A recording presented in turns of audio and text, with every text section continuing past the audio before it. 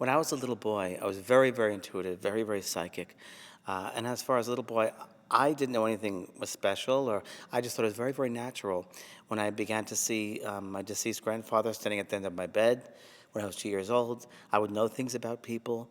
When I'd meet them, I would see things that would happen in the future. I remembered a very first experience in my life when I was 7 years old. And I went to my school teacher, the homeroom teacher, and I said to her, your son, John, he was hit by a car, but he's okay, he just broke his leg. And I just had that knowingness. And I walked up to her and said that to her, and she said, James, go back to your seat. Within 15 minutes, the principal of the school came into the room and took the teacher out of the room.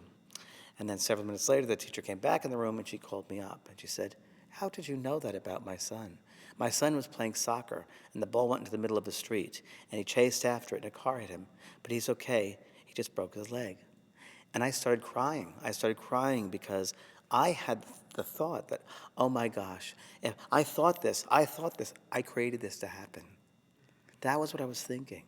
And she said to me, no, James, God gives certain people certain abilities, or whatever the wording she used for that age. And she said, one day maybe you will help people with that.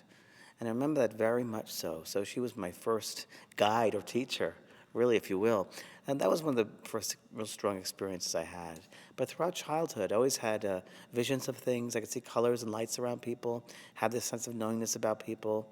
And also as a child, I was very, very aware many times how adults would speak, and there would be words coming out of their mouths.